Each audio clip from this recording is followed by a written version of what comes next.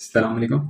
Down syndrome, trisomy 21, Mongol बच्चे, क्या ये माँ बाप के मसले की वजह से आगे पैदा होते हैं? और क्या ये आगे चलकर शादी कर सकते हैं?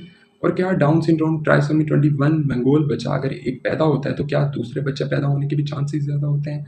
और क्या ये बच्चे जब शादी करते हैं तो आगे बच्चे पैदा कर सकते हैं? मेरा नाम है डॉक्टर मोहसिन नसीर। आज हम डिस्कस करेंगे डाउन सिंड्रोम, ट्राइसोमी 21 यानी कि मंगोल बच्चे के बारे में। एक ह्यूमन के अंदर जो नॉर्मली क्रोमोसोम्स होते हैं वो 46 क्रोमोसोम्स होते हैं। ठीक है, डाउन सिंड्रोम ट्राइसोमी 21 है, मतलब इनके पेयर्स बनते हैं 23 क्रोमोसोम्स के पेयर्स के साथ। अगर 23 पेयर्स नॉर्मली हों तो वो 46 क्रोमोसोम्स होते हैं। डाउन सिंड्रोम ट्राइसोमी 1 में क्या होता है, एक क्रोमोसोम्स का एक्स्ट्रा आना, और वो भी 21वें पेयर पर। नॉर्मली हमारे पास 23 पेयर होते हैं 1 से लेकर 23 तक। इसी तरह 1 से लेकर 23 के दरमियान जब 21वें पेयर पर 3 क्रोमोसोम्स आ जाएं तो उसे हम ट्राइसोमी 21 कहते हैं। फॉर एग्जाम्पल ये 47 क्रोमोसोम्स बन जाते हैं। नॉर्मली 23 पेयर के अंदर 46 क्रोमोसोम्स होते हैं, और जब 21वें पेयर में एक नया क्रोमोसोम ऐड हो जाए, उस वक्त 3 क्रोमोसोम्स ऐड हो जाए तो वो ट्राइसोमी 21 होता है। उसे हम डाउन सिंड्रोम यानी कि मंगोल बच्चा कहते हैं। अब मंगोल बच्चा क्या होता है? अब क्या ये माँ बाप के मसले की वजह से पैदा होते हैं बच्चे? और क्या ये नॉर्मल, अगर पेरेंट्स नॉर्मल हों तो क्या बच्चे पैदा होने के चांसेस क्या होते हैं? अगर जो नॉर्मल बच्चे होते हैं, फॉर एग्जांपल नॉर्मल पेरेंट्स होते हैं, अगर उनकी शादी होती है आपस में तो 1% चांस होता है डाउन सिंड्रोम का बच्चा पैदा होने में। अब इनमें भी आगे दो चीज़ें आ जाती हैं। एक ट्रांसलोकेशन होता है जिसमें 5% of children with down syndrome होते हैं, जिसमें 46 क्रोमोसोम्स होते हैं। एक होता है मोज़ैकिज़्म, जिसमें 3% ऑफ चिल्ड्रन जो डाउन सिंड्रोम होते हैं वो है क्रोमोसोम्स मोज़ैकिज़्म होते हैं। ठीक है, अब इनमें बात करते हैं कि इनमें क्लिनिकल फीचर्स क्या होते हैं। ये वीडियो बनाने का मतलब मेरा यही था। कल मेरे पास एक मदर एक बच्चे को लेकर आई, 6 month old female child present with different features. Like वो कह रही थी कि मेरे बच्चे में ऐसे फीचर्स हैं जो नॉर्मल बच्चों में नहीं है। फॉर एग्जांपल उनमें फीचर्स क्या होते हैं, उसका सर जो हेड सर्कमफेरेंस हम चेक करते हैं, उसका सर छोटा था, उसका फ्लैट नेजल ब्रिज था, उसके ओसिपिट फ्लैट था। ठीक है, उसके सिंगल पाल्मर करीज थी। हमारे हाथ में इस तरह पाल्मर करीज होती हैं, लेकिन उस बच्चे में एक सिंगल पाल्मर करीज थी। ठीक है, एक नई उंगली जिसे क्लिंडोडेक्टाइल कहते हैं हम, फिफ्थ फिंगर उसे कहते हैं, वो एक निकली हुई थी उस बच्चे के। ऐसे बच्चों में जुबान बड़ी होती है। ठीक है ना, छोटा सर होता है इन बच्चों में। दूसरा ये है कि इन बच्चों में एपिकेंथल फोल्ड्स होते हैं, आँख में एपिकेंथल फोल्ड्स बने हुए होते हैं, और इनके छोटे हाथ होते हैं, छोटे पाँव होते हैं, और ऐसे बच्चों में और बहुत सारे मसले होते हैं। फॉर एग्जांपल दिल का मसला होना। ठीक है, अब वो मदर मेरे पास इस इन सब वजूहात के साथ लेकर आई, तो लेकिन वो एक टर्शियरी केयर हॉस्पिटल में गई थी। सबसे पहले उधर उन्हें एक शक दिया गया था कि ये बच्चा शायद डाउन सिंड्रोम है, लेकिन हम यकीनन नहीं कह सकते उस टाइम। वो उस टाइम अपने बच्चे को एक डायरिया के साथ एडमिट हुई थी, वो बच्ची डायरिया की कंप्लेन के साथ। लेकिन जब उन्होंने वो डायरिया ठीक हुआ, उनमें चेस्ट में कोई फाइंडिंग नहीं हुई, तो उन्होंने कहा कि हमें शक है, लेकिन हम आपको यकीनन नहीं कह रहे कि ये डाउन सिंड्रोम है। बच्ची ठीक हो गई। जब डिस्चार्ज हुए तो वो घर लेकर आए उस बच्ची को। जब हमने घर में वो बच्ची को लेकर आए, उसके बाद वो दोबारा मेरे पास जब क्लिनिक में लेकर आया, हॉस्पिटल में जब मेरे पास लेकर आए, तो मैंने वो बच्ची देखी। तो मुझे जैसे ही वो एंटर हुए ओपीडी में, तो मैंने एक चीज़ सबसे पहले ये देखी कि मुझे लगा कि ये डाउन सिंड्रोम बच्ची। मैंने उनकी मदर से पूछा, उन्होंने सेम मुझे यही जवाब दिया। उन्होंने कहा कि शायद इसे, लोग कहते हैं, डॉक्टर्स कहते हैं कि डाउन सिंड्रोम है, लेकिन कुछ डॉक्टर्स ने ये भी नहीं कहा कि ये कंफर्म डाउन सिंड्रोम है। वो सिर्फ फीचर्स की वजह से यहाँ पर लेकर आई, कोई कंप्लेन नहीं थी उसकी एज सच, कोई सिस्टम की कंप्लेन नहीं थी।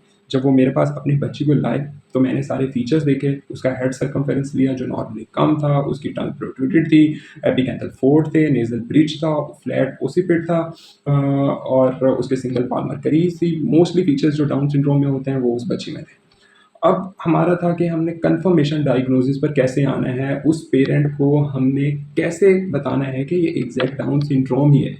ऐसे पेरेंट्स की काउंसलिंग करना थोड़ी सी मुश्किल होती है कि ये जो स्पेशल बच्चे होते हैं इनके साथ ट्रीटमेंट क्या करना चाहिए। एक टेस्ट होता है इसका, कैरियोटाइपिंग, जिसमें कंफर्म करने के लिए कि ये क्या ट्राइसोमी 21 ही है, क्या इसमें 46 क्रोमोसोम्स हैं या इसमें 47 क्रोमोसोम्स हैं। जो 21वां पेयर होता है उसमें 3 क्रोमोसोम्स आते हैं। तो मैंने उनको कैरियोटाइपिंग एडवाइस की। उन्होंने कैरियोटाइपिंग करके वो जब वापस मेरे पास लेकर आए तो उसमें 47 क्रोमोसोम्स से 21 ट्राइसोमी पर, यानी कि जो 21 पेयर था उसमें 3 क्रोमोसोम्स आए। तो इसका मतलब वो ट्राइसोमी 21 मंगोल बच्चा ही है। हम ज़्यादातर क्लिनिकली इन्वेस्टिगेट, मतलब डायग्नोज कर लेते हैं, लेकिन जब हमें लगे कि पेरेंट्स कह रहे हैं कि आप हमें कंफर्मेशन डायग्नोसिस दें, तो तब हम lab investigation, for example karyotyping की तरफ जाते हैं। कैरियोटाइपिंग एक टेस्ट है जिससे पता चलता है कि इनके अंदर कितने क्रोमोसोम्स हैं।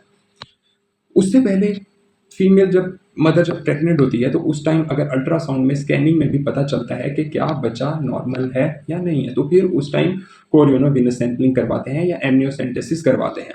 ये 2 टेस्ट करवाए जाते हैं ड्यूरिंग प्रेगनेंसी कंफर्मेशन करने के लिए क्या बच्चा ये नॉर्मल है या डाउन सिंड्रोम बच्चा है। तो अगर पेरेंट्स विलिंगली उस बच्चे को वो कंसीव करना चाह रहे हो तो वो गो हेड जाते हैं, अगर वो कंसीव करना नहीं चाह रहे होते तो वो उसको टर्मिनेट प्रेगनेंसी की जिसे कहते हैं टर्मिनेशन ऑफ प्रेगनेंसी, वो बच्चे को मिसकैरेज या अबॉर्ट कर देते होते हैं। अब इस बच्चे में क्या चैलेंजेस आते हैं, अब इनके आगे ज़िंदगी का क्या है, मतलब ऐसे जो बच्चे होते हैं ये बड़े लविंग और बड़े केयरिंग बच्चे होते हैं। इनकी इनकी इनकी स्माइलिंग फेस होता है और ये बच्चे, इनका जो सर्वाइवल है वो बड़ा यूनिक सर्वाइवल होता है ऐसे बच्चों का।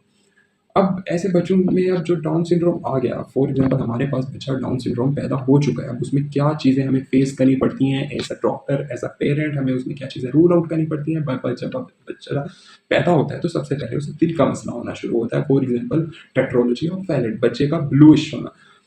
तो वो दिल का मसला हमें पता चलता है कि बच्चे को दिल का मसला है, जिसे टेट्रोलॉजी ऑफ पैलेट कहते हैं, जब बच्चा नीला पड़ना शुरू हो जाता है बाय बर्थ। दूसरा होता है बच्चे में सुराख, बच्चे के दिल में सुराख होना, जिसे हम वेंट्रिकुलर सेप्टल डिफेक्ट कहते हैं, दिल में सुराख होना। तीसरा, इन बच्चों में चेस्ट इन्फेक्शन बहुत कॉमन होता है। इनकी नॉर्मल बच्चों से इम्यूनिटी बहुत कम होती है, ऐसे बच्चों से जिनमें नॉर्मल बच्चे जो हमारे पैदा होते हैं उनकी निस्बतन ऐसे बच्चों में इम्यूनिटी बहुत कम होती है। फोर्थ, इनमें चेस्ट के इन्फेक्शन के साथ साथ इनकी जो खुराक की नाली है वो बहुत जिसे कह लें बारीक होती है, जिसे वो कह लें हम कि खुराक की नाली जो इसमें होती है ऐसे बच्चों में, और इनमें एयर और आई के प्रॉब्लम बहुत ज़्यादा कॉमन होते हैं, और इनमें अंडरस्टैंडिंग, इनका आईक्यू लेवल बहुत कम होता है एज़ कम्पेयर टू नॉर्मल बच्चे। और ये बच्चे बड़े फ्रेंडली, खुश मिजाज होते हैं, बड़े लविंग होते हैं, बड़े केयरिंग होते हैं। हमेशा आप जब भी इनसे मिलेंगे, जब भी आप इनको देखेंगे तो इनके चेहरे पर एक मुस्कुराहट रही होगी। तो और इनमें प्यूबर्टी जो होती है, जिसे हम बालिग होना कहते हैं, वो लेट प्यूबर्टी स्टार्ट होती है, और इनमें डेंटल प्रॉब्लम्स भी रहते हैं। और माँ की एक चीज़ जो हमें याद रखनी चाहिए, माँ की बढ़ती उम्र के साथ साथ प्रेगनेंसी में डाउन सिंड्रोम का रिस्क बढ़ता जाता है। फॉर एग्जांपल, अगर मदर 35 साल में कंसीव करने की तरफ जाती हैं तो उसमें 350 में से 1% एक बच्चा डाउन सिंड्रोम पैदा होने के चांसेस होते हैं। अगर 40 साल की उम्र में वो प्रेग्नेंट होती हैं तो 100 में से एक बच्चा डाउन सिंड्रोम पैदा होने के चांसेस हैं। अगर वो 50 पर जाती हैं तो 50 में से एक डाउन सिंड्रोम पैदा होने के चांसेस बढ़ जाते होते हैं। अब इसमें हमें क्या करना होता है, कैसे पता चलेगा कि हमारा अगला बच्चा डाउन सिंड्रोम पैदा हो सकता है या नहीं हो सकता, या वो नॉर्मल हो सकता है, तो उसमें मदर एंड फादर की जेनेटिक टेस्टिंग करवानी होती है। फॉर एग्जांपल, मदर अगर प्रेग्नेंट होती हैं तो वो अपना ड्यूरिंग प्रेगनेंसी वो अपना कोरियोनो सैंपलिंग एक टेस्ट होता है जो 10 से 14th वीक के दौरान किया जाता है। एक वो टेस्ट करवा सकती हैं। दूसरा टेस्ट होता है एमनियोसेंटेसिस, एक वो टेस्ट भी करवा सकती हैं कि उन्हें पता चलता है कि आया मेरा बच्चा नॉर्मल है, कि आया मेरा बच्चा डाउन सिंड्रोम पैदा हुआ है। इसी तरह इस ऐसे बच्चों में इन्फेक्शन के चांसेस बहुत ज़्यादा होते हैं, इनमें इम्यूनिटी बहुत कम होती है ऐसे बच्चों में। नॉर्मल जो हमारे नॉर्मल बच्चे होते हैं उनमें जो क़ुव्वत मुफ़ातियत होती हैं बहुत अच्छी होती है, लेकिन ऐसे बच्चों में बहुत कम होती है। तो इनके लिए हमें क्या करवाना होगा, इनके लिए हमें वैक्सीन करवानी होगी, जिसमें हम नमूनिया की वैक्सीन करवाते हैं, हम इनमें मेनिंजाइटिस की वैक्सीन करवाते हैं, जैसे गदन और बुखार की। ऐसे बच्चों में ये वैक्सीन करवानी चाहिए। ऐसे बच्चों की हाइजीन का, सफाई का बड़ा ख्याल रखना चाहिए, और इनका मंथली रेगुलर और मंथली अपने डॉक्टर के साथ चेकअप करवाना चाहिए, रुजू करना चाहिए। अगर बच्चे को खुदा न खास्ता दौरान कुछ भी होता है तो वो डॉक्टर वो चीज़ पिक कर लेता है कि आपके बच्चे को ये प्रॉब्लम आ रहे हैं, आपके बच्चे को ये प्रॉब्लम आ रहे हैं। और इनकी स्पीच थेरेपी, अगर बच्चे बोलना बहुत लेट शुरू करते हैं या बोलने में मसला होता है तो इनकी स्पीच थेरेपी होनी चाहिए, ऑक्यूपेशनल थेरेपी होनी चाहिए। ऐसे बच्चों में इंडिविजुअल प्लान, एजुकेशन प्लान देना चाहिए। जो इस तरह के बच्चे होते हैं उनमें एक एजुकेशन प्लान होना चाहिए, इंडिविजुअली जो प्लान हम करते हैं। और क्या ये बच्चे शादी कर सकते हैं? जी बिल्कुल, ये बच्चे शादी कर सकते हैं, लेकिन ये बच्चे क्या आगे बच्चे पैदा कर सकते हैं? बिल्कुल, डाउन सिंड्रोम के बच्चे, जो एक मेल डाउन सिंड्रोम होता है उसमें फर्टिलिटी के चांसेस बहुत कम होते हैं as compare to female. Female में फर्टिलिटी चांसेस बढ़े हुए होते हैं कि फीमेल बच्चा पैदा कर सकती है, लेकिन मेल में बहुत कम होते हैं। मेल भी कर सकते हैं बच्चा पैदा, लेकिन इनके चांसेस बहुत कम होते हैं। ये है डाउन सिंड्रोम की कहानी।